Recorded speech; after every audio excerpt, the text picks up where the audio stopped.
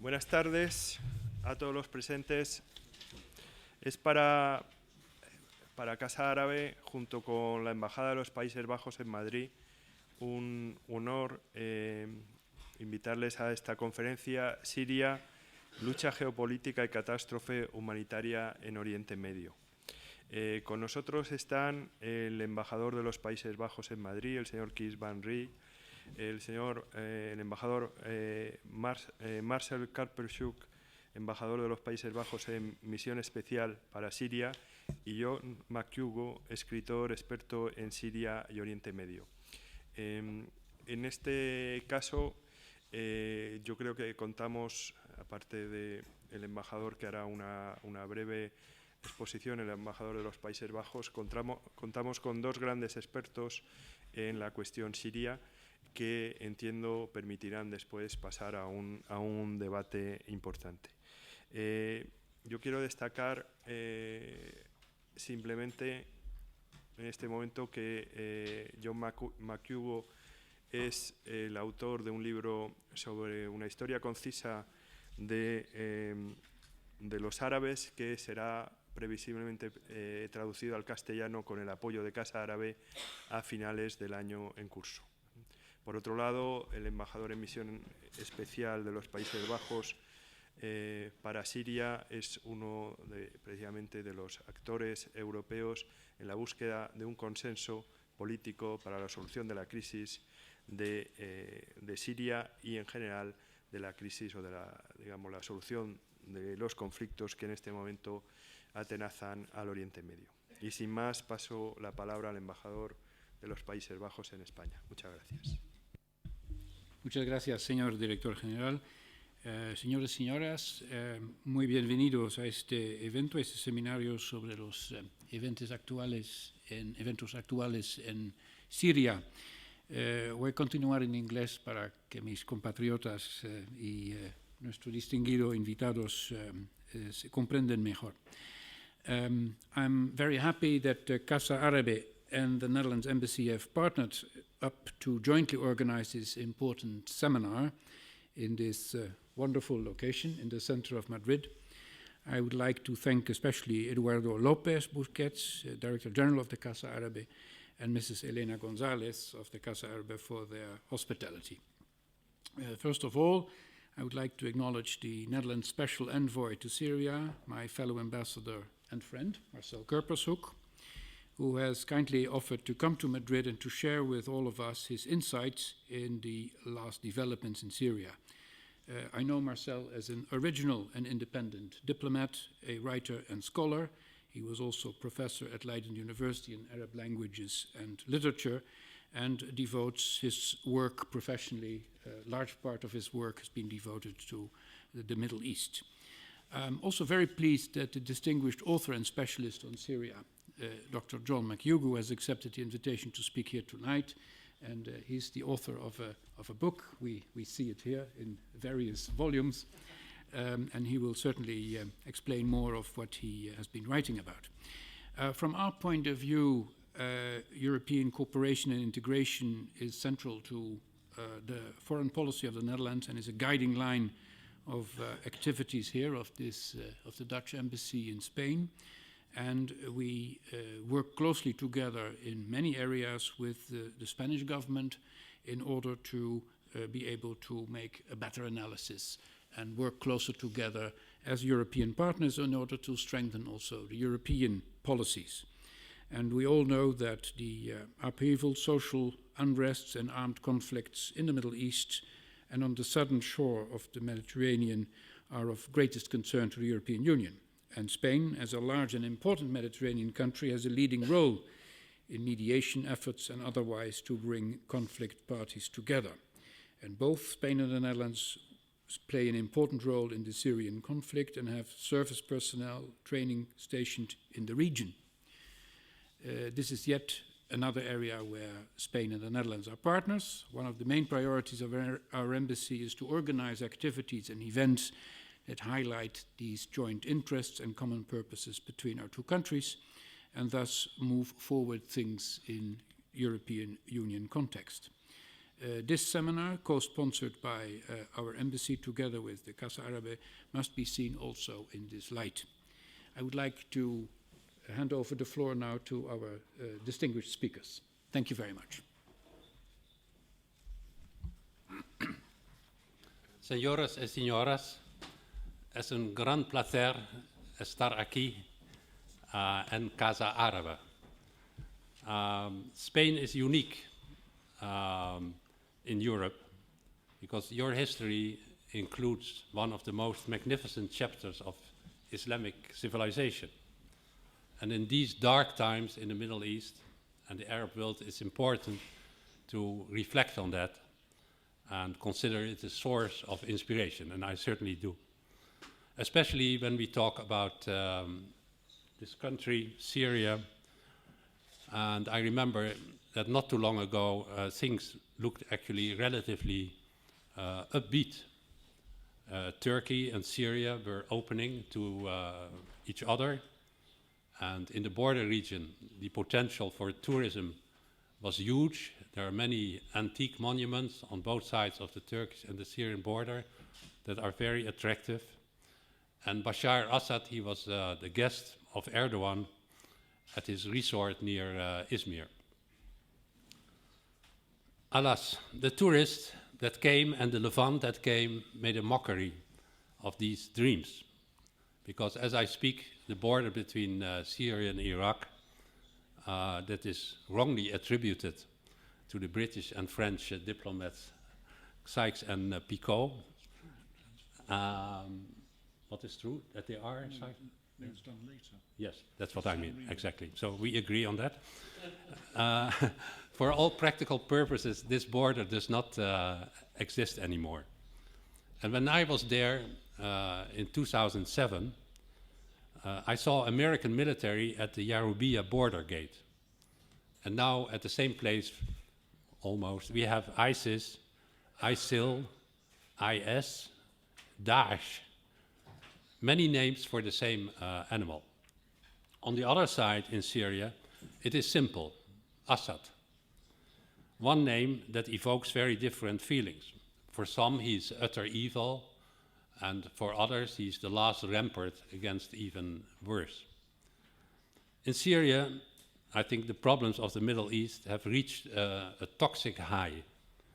The deadly elements are fueling now the destruction of societies, traditions, coexistence, economy, and even future generations.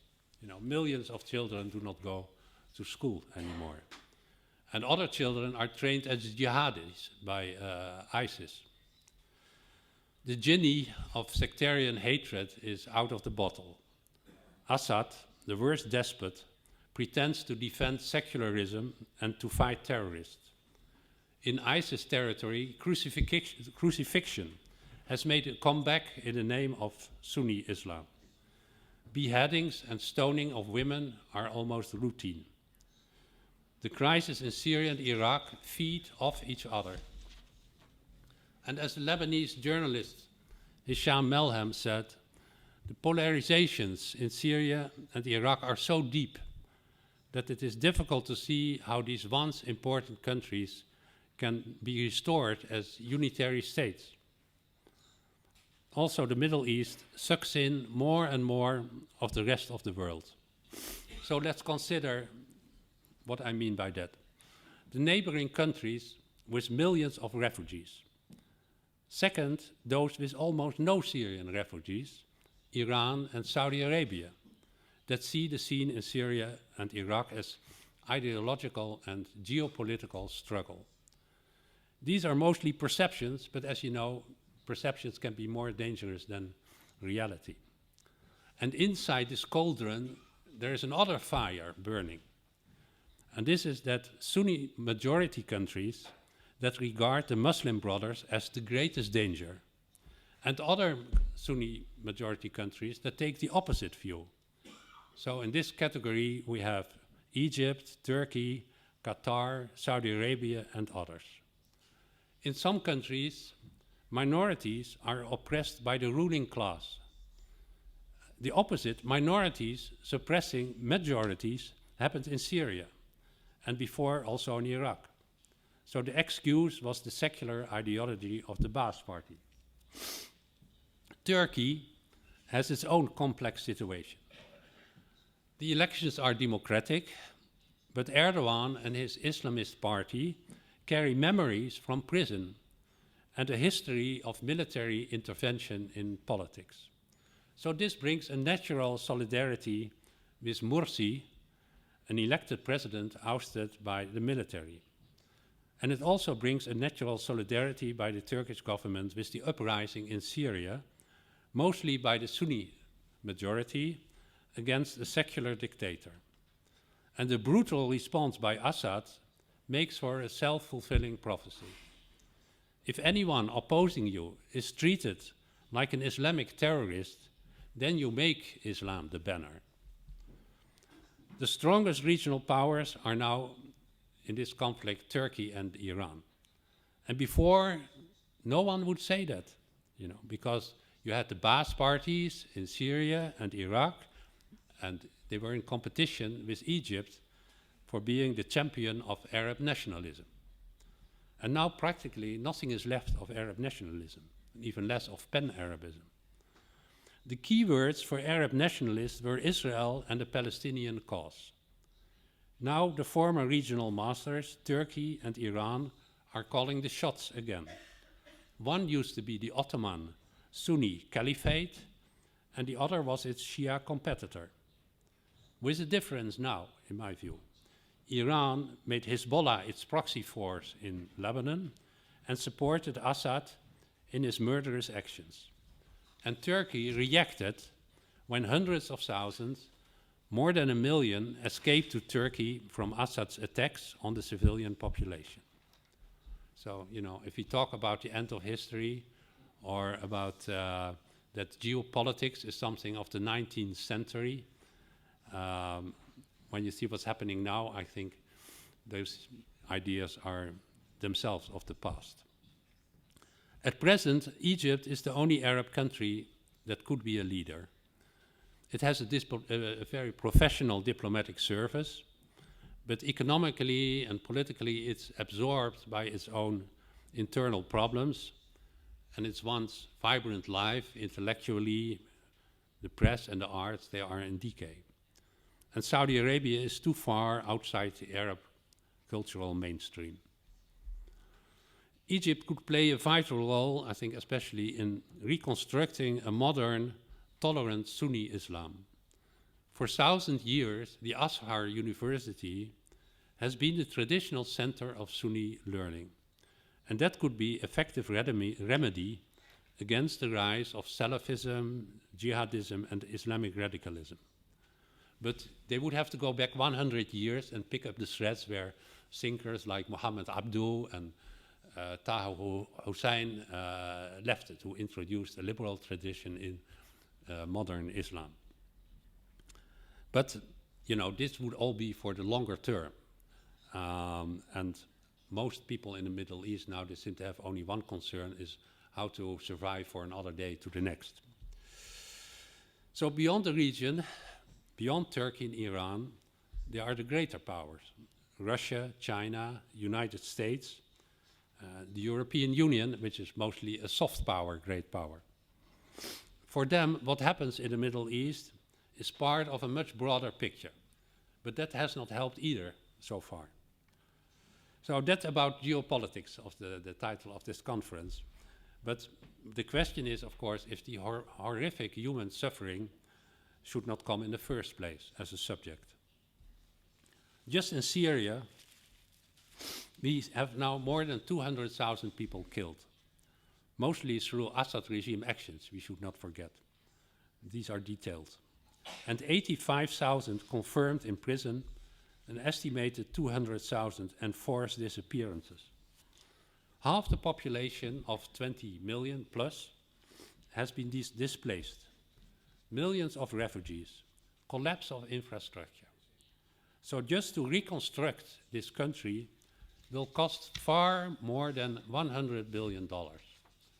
So these funds will not be found, even in the best of circumstances. And the best of circumstances are nowhere in sight. So extremism is on the increase. When I say this, I remember two sentences I heard Secretary Kerry say. The first was in Montreux at the start of the failed Geneva conference last February. He said, when the Assad regime speaks about leading the fight against terrorism, the fact is that Assad himself is the biggest magnet for terrorism in the world. And Kerry's other sentence I heard at the UN pledging conference in Kuwait last January. He said, it cannot be that 1 year from now we shall stand here again and have to pledge billions of dollars again because of an unresolved political crisis. Well, there we are almost 1 year later. Not only has the cost of the humanitarian crisis increased, in addition, we have the huge cost of the air campaign against ISIS. In spite of great efforts of the previous UN envoys, and now Mr. de Mistura, we are still waiting for real flexibility to address the political causes. What about Assad as the biggest magnet for terrorism? It seems more and more convenient to forget what was said in the past. Transitional justice and accountability are less mentioned these days. Perhaps they have become seen as being a little naive in this new age of realpolitik. My point is, we should not forget. It is not naive, and it's not a sign of being slightly out of touch with reality. On the contrary, these two sentences spoken by Secretary Kerry were right on target, and they should have guided the international community. Unfortunately, that has not been the case. But today, advocates of the so-called lesser evil seem to have gained traction. Whereas in Iraq, we have a political framework, and there is an identifiable partner, a government with whom we work together, but that is not the case in Syria. That makes it so difficult. So if you have the lesser evil, so the greater evil, obviously, is ISIS.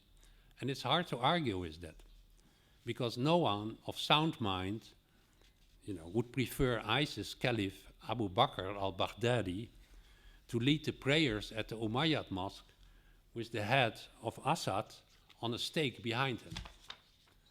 But that does not mean that we should repent and propose to Assad that his army joins the coalition against ISIS. So let me say one realpolitik question here is what our Assad's army actually is still capable of, without the help of Hezbollah and the Shabiha gangs that behave no better than the Nusra Front. Morally, I think it's also out of the question to become chummy again with someone who is clearly responsible for war crimes. Assad is beyond rehabilitation. Never mind that his crimes are committed in secret, while ISIS put them on YouTube. These crimes also of the regime are well known, and if you have the guts to go through all the horrible stories of detention, torture, rape, and disregard of the Geneva Conventions through indiscriminate bombing and collective punishment of entire cities. But even apart from morality and ethics, it would not make sense. Those who would succumb to the temptation of the lesser evil, or even advocate it, would also be wrong intellectually. Put in the simplest manner, if we chose the lesser evil, we walk with open eyes into the trap that Assad and his mentors laid in Geneva and before. They insist that the uprising was a foreign plot led by Islamists who are keen to massacre minorities, and that it was not a genuine popular uprising. And this is a blatant falsehood. But Assad certainly did his best to make it true. Perhaps he thought that these bogeymen would help him get away with opening fire on peaceful demonstrators, as his father did.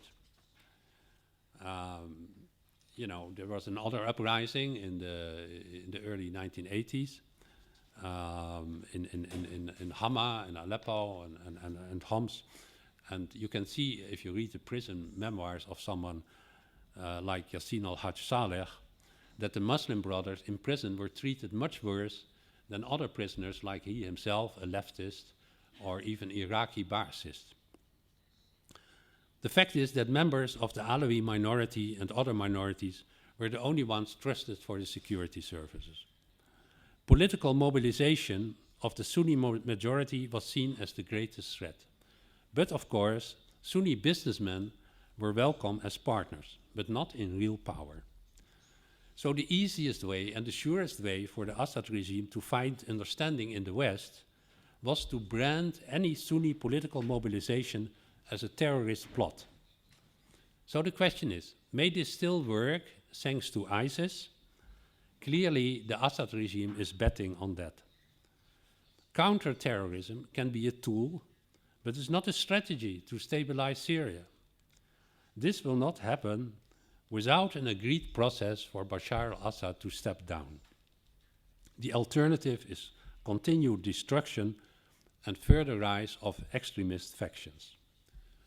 A solution like in Iraq, with Maliki stepping aside, it's not ideal, but at least it could be a step towards stabilization followed by real dialogue.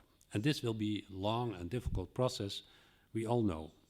But one condition is that the pressure is kept up and there can be no teaming up again with this dictator who is at war with a major part of his own population. Another starvation siege of Aleppo, for instance, like the one in Homs, cannot be tolerated. The daily bombing of his own cities and people by the Air Force in itself is clear proof of the moral and political bankruptcy of the regime. And here is a clear parallel with Saddam Hussein, who also thought that gassing his opponents was the cheapest and most effective way. But Assad, he was lucky to get away with handing over the criminal instruments, that is, the chemical weapons, as a ransom for his continued political life. The brave and passionate activist Razan Zaitouneh, before she disappeared, she wrote this: Syrians will not forget that the international community forced the regime to dismantle its chemical weapons, yet could not force it to break the siege on a city where children are dying of hunger on a daily basis. Once I spoke to her, Razan Zaitouneh, on Skype. No one seems to know where she is now. But with Assad at the helm, there can be no future for Syria as a once again unified country. Perhaps the day will come that Russia and Iran see it is their interest to promote a change. And the important thing is to get something working, no matter how it will be solved. So finally, at the end, coming back to España, one day the Middle East and its people will have to redesign their space. Dialogue, negotiation, and discussion are the only means. And in Europe, we have learned that the hard way.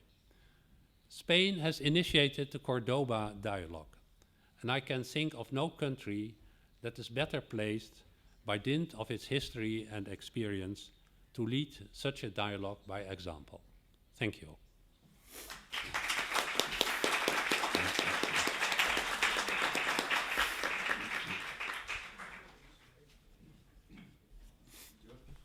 The floor is yours.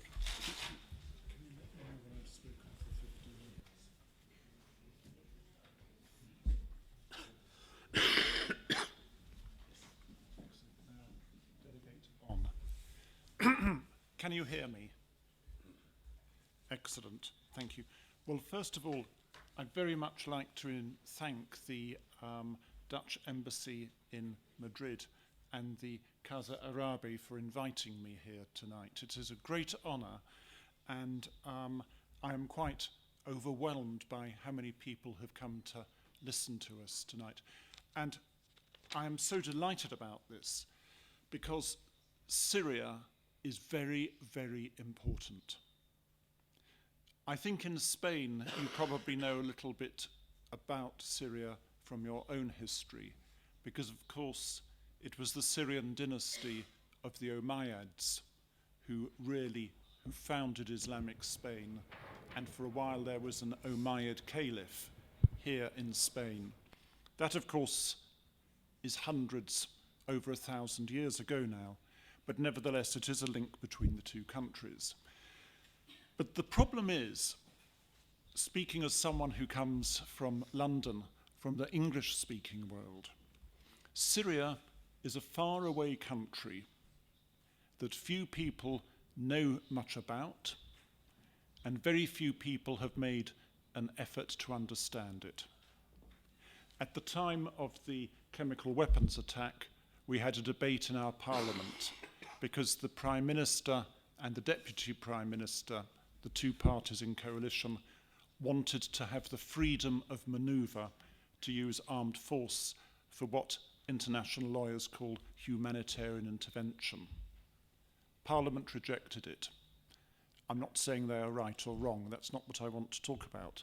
But what shocked me was that there was a member of Parliament from the Conservative Party who said, Syria was colonized by the French, not by us. What has it got to do with us today? Well, quite apart from the fact that we all live in one world, we might notice that it's a little bit more of than a coincidence, isn't it? In 1947-49, Palestine was traumatized. In the 1970s and 80s, Lebanon was traumatized. In the 1990s and the early 2000s, continuing till today, Iraq was traumatized.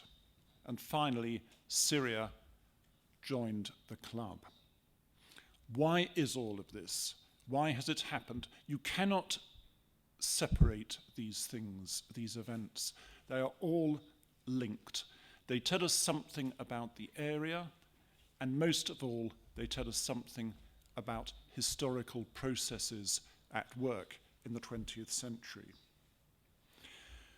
There was a time when, for a brief moment, the whole of Greater Syria, what is called in Arabic Bilad al-Sham, that stretches from the Turkish border right down to the Sinai Desert, and had been part of the Ottoman Empire for hundreds of years, and was certainly a geographical unit.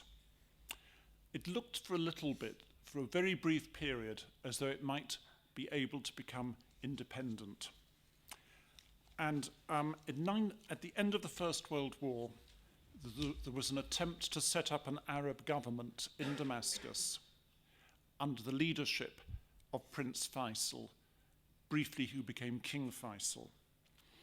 And I'm going to read you a translation of some words he gave in a speech in Aleppo in November 1918, just after the end of the First World War, just after the guns had fallen silent.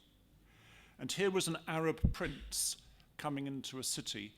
Aleppo, by the way, was about 1/3 Christian and 2/3 Muslim, with a very small Jewish community as well. The Arab world is very diverse. But this is what he said, because today it may strike some of you as extraordinary. The Arabs were Arabs before Moses and before Jesus and before Muhammad. All religions demand that their adherents follow what is right and enjoin brotherhood on earth. And anyone who sows discord between Muslim, Christian, and Jew is not an Arab. I am an Arab before all else. Don't those words sound extraordinary to us today? And I'm very sad to say I understand why they sound extraordinary. It's a sad chapter of history. What happened was basically that after the First World War, Britain and France split up this area of Greater Syria into a very complicated, from an international law point of view, framework called a mandate. Basically, Britain and France were given control of these countries on the understanding that they would steer them towards independence. This presupposed an element of good faith on their part. You've got a map of Syria up there, and on it you can see the cities of Aleppo and Damascus, I hope. Now, before the First World War, they'd been different provincial capitals reporting to Istanbul, to the Turkish, which was then the Turkish capital.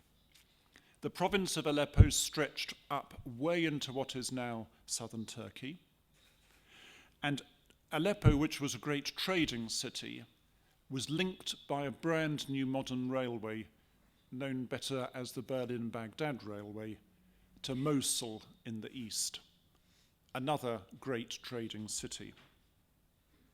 By contrast, you couldn't go by direct train from Aleppo to Damascus, and these were the days when railways were important. And Damascus looked south to Jerusalem and west to Beirut. And so when Britain and France decided to draw these lines on the map, they ignored the existing boundaries and created new units. Syria and Lebanon were France's share. In 1925, the French very foolishly upset some tribesmen, some Druze tribes in the south of Syria. The Druze were warlike. They were also a very unusual sect. And the French had always thought that you can divide the people of Syria up by sect. But they got a very nasty surprise, because they found that when the Druze rose up, and after they defeated a couple of French columns, as I said, the Druze are warlike, they found a lot of Sunni Muslims joined them. They also found a lot of Christians joined them, though the Christian community was more split. They also find that the Shiites of what is now South Lebanon rose up to join them. And these were illiterate peasants. They weren't people who'd been studying Jean-Paul Sartre, Foucault, and, well, of course they hadn't written then, but, theories of nationalism or anything. They found they had something in common, and this brought them together. So a sense of Arab nationhood, of Syrian nationhood, did grow, and it need not have become a sectarian story. Eventually, Syria became independent at the end of the Second World War, roughly, and it was a parliamentary democracy. But the parliament was dominated by lots of notable families, as they were called, important, powerful families in the main cities. They were Sunni Muslim. They were the people who had been the intermediaries of power in the days of the Ottoman Turks and under the French. And although they rallied behind the banner of Arab nationalism eventually, they believed strongly in the status quo because they looked after themselves. Many people realized Syria needed social change and development and growth. Young army officers tended to come from the country, because an odd thing about the notable families, something that's very different from their counterparts in Spain or Britain, or I suspect in the Netherlands, although I don't know, was that the important families of the country looked down on the army. They didn't want their sons to have careers in it. So it was one of the few ways in which people could get ahead who came from poor backgrounds in the countryside and who were energetic and thirsty and maybe a little bit angry about how the way things were. At the same time, ideological nationalists came along. Some of them were what we now call Islamists. But let's not forget that the greatest of them was a Christian from Damascus who'd studied at the Sorbonne in Paris. And he set up this movement called Baathism, which was intended to destroy the role of religion in public life. And it was also meant to unify Syrian society. Now, Baathism has been long since corrupted, and I'm not going to talk more about it now because I don't have... 10 minutes. Oh, great. Because I don't have enough time. Even so. Okay, fine. But the point was that when eventually an army officer seized power, he came from a group called the Alawis. And this wouldn't have been possible if Syria hadn't been a very secular state. But when he did this, he had to find people to support him. And so he basically relied on his tribe, his Alawis. And this, of course, created a lot of resentment among the Sunni majority in the country, who felt in many ways excluded. Although Hafiz al-Assad, this dictator, was a clever man, and he did try to pull many Sunnis in. But the Sunnis were excluded, and that gave political Islam its opportunity. Marcel mentioned the events in Hama in 1982. More recently, it's become very sectarian, because, of course, there are the two main divisions in Islam between Sunnis and Shia. And a kind of proxy war is going on in Syria with the Sunni majority who, well, let's be clear about this, not all the rebels are Sunnis, and some Sunnis support the regime. It is not a neat sectarian divide. But Saudi Arabia, Turkey, Qatar, and maybe other countries are pushing certain agendas on the one side, among the opposition. On the government side, they've got support from Russia, and also from Iran, and from the Iranian militia Hezbollah. Marcel said that there's practically nothing left of Arab nationalism. I agree in the sense that the political movements in Arab nationalism of the 1950s and 60s are part of history. But I believe there is also a sort of fight going on for the soul of the Arab world between these two camps, militant Sunnis and militant Shias. But I also think that in the middle there is a third group that is very rarely mentioned, a silent majority who really want to become part of the modern world in the same way that all of us do. And that silent majority has been rather drowned out by all this cacophony of Sunni militancy and Shi'i militancy. And the problem with Syria, going back to the beginning of my talk, is so few people, at least in the English-speaking world, make an effort to understand it. And another reason for this I haven't mentioned is that as far as the commentariat, the people who write in newspapers were concerned, as far as governments were concerned, for decades Syria was on the wrong side of two conflicts, the Cold War and the Arab-Israeli dispute. Could I congratulate the Spanish Parliament on recognizing the state of Palestine the other day? I think that was a great thing. Our Parliament in London has done the same thing. One of the problems that we have done is we have lost so many hearts and minds in the Arab world over a whole range of issues. And one of them is Palestine. I wonder if there are any people in this room who know that in 1949, Syria offered Israel a complete and final peace treaty. It's just not known in the West, yet it happened. It's a bit complex because it was offered by a colonel who'd overthrown a democratically elected government. But even so, things like that ought to be known. Because of the way Syrian history developed, we got into this situation where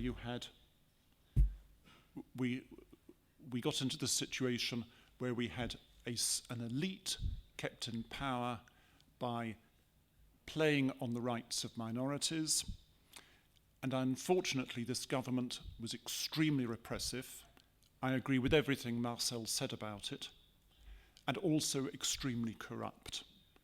One man, who I think is a brother-in-law of the current president, is said to control 60% of the Syrian economy. So you can quite understand what happened. Now, I haven't been able to go into anything like the kind of detail I would have liked to. And also, I haven't told you that I was in Damascus for 2 weeks, coming back on Monday, not as any kind of political envoy, not meeting people, but there actually accompanying my wife, who had a court case. And I could tell you some interesting stories from when I was there. But the Syrian civil war is a much, much more complex thing than any of us realize. People switch sides, people are bought from one side to the other, people flee and go off and join another part of the country, and at the same time, the government tries to pretend that things are carrying on as normal.